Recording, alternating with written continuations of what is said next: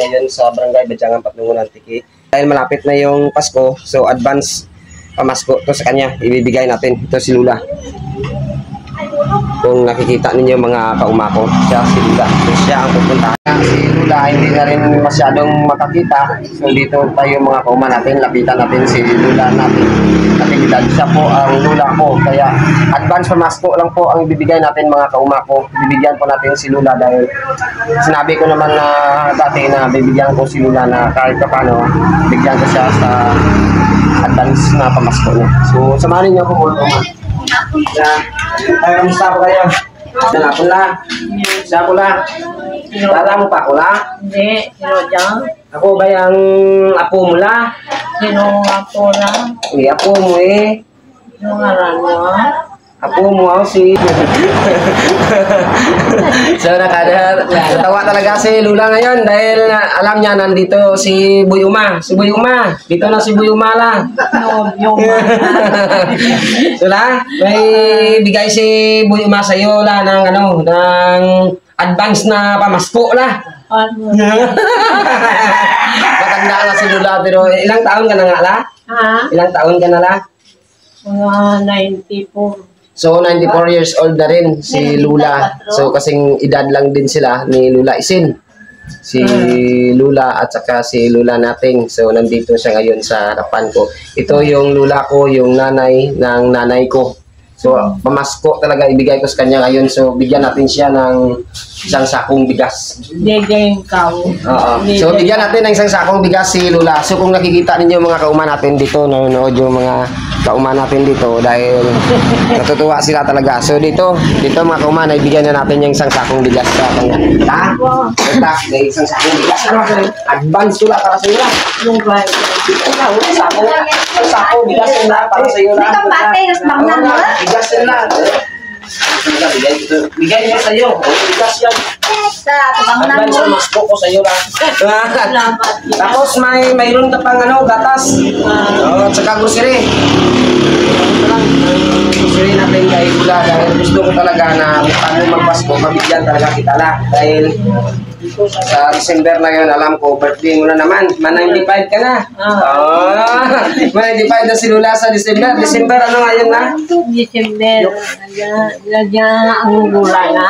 December, ano nga birthday mo na? December 31? 31. Oh, December 31 talaga si December 31 talaga si Lula. So, mga kauma natin, dahil nga sa may bigay pa tayo kay Lula, dahil sa may bigas, may grocery, gatas, dito na, inabot na ng mga ano natin, mga kasama natin nandito, yung mga apo niya. La, ito la, gatas mo na. Gatas mo yan. Tapos ito pala, may anlin ka pala. Anlin, gatas mo yan. Ito lang, mga grocery mo na, dito nila. May grocery ka rin dito. Tapos, ito na, nabigay na natin, ito yung gatas mo. Ito yung gatas ni Lula na binili ko talaga yung verse 345. So, dahil pang adult at pwede rin sa pang matanda. At saka siyempre, dahil nga sa matanda na si Lula, binigyan naman ulit natin ito ng anlin. Alam mo naman, pampatibay ng tuhod. So, la, amon nga, imo nga gatas la. Ito na yung mga gatas mo. Si Lula, kahit na 94 yan, nalakas pa rin si Lula rin. Kasi yung lahi talaga ng mga Mandihuya, talagang matitibay talaga. Matitibay yung buhay. So, si Lula lang at saka si Lula Isin, dito yan. Sila yan, ang magkaedad. 94 years old na si Lula, mga kauma natin. Kung nakikita ninyo si Lula, marunong pa siya magsalita ng Latin na, no? Kasi alam mo mga kauma, si Lula, marunong din sa Tagalog. Si English, marunong din si Lula. Sa Latin, magaling rin. Sa kantab lang Pakantahin natin si Lula ng Latin la. Kanta nga Latin la, kahit kunti lang na. Kahit kunti lang na. Ay, saya lima pura. Hindi, hayaan mo lang na para makita ng mga nanonood sa atin na 94 years old gumakanta pa. Si Seco puira, tener con mi amor. Tu gracias de mi protección. Galing Cuando talaga ya Lula. me vaya de mi corazón.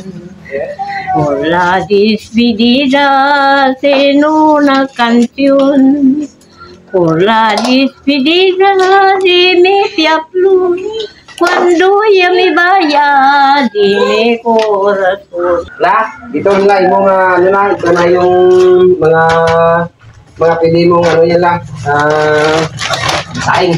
Dahil may susaing din dyan, so dito na yung bigas mo, napakalambot to, Tasmin. La, bigas mo yan la. Christmas, may Christmas ulit si Boy Uma sa'yo, sa December 25. At saka sa birthday mo, may bigyan pa rin ulit ni Boy Uma si Lula ng ano, sa December 31. So sa 25, yan ang sabi ni Lula, request niya na pupunta ako dito ulit.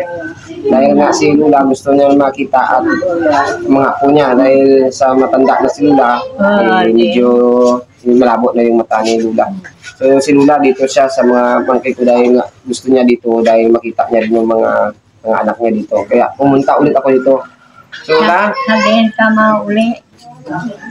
sa pandanan ako lang. So mga kauma natin, dito na si Lula na ibigay na natin yung grocery ni Lula, gatas, at saka simple lang, hindi makalimutan na may souvenir mags ka lang, ibu umala. Ano na? So la, tingnan mo lang. Ano? So, yan, souvenir mags yan, tasa la. So la, may tasa yan la, makita mo pala. Yan la, pangalan la, ni Boy Uma. Yan. So, Okay, thank you very much. sa mga kauma natin, huwag niyong kalimutan na mag-follow, like, and share sa Facebook page ni AGM Salgado alias Boy Uma.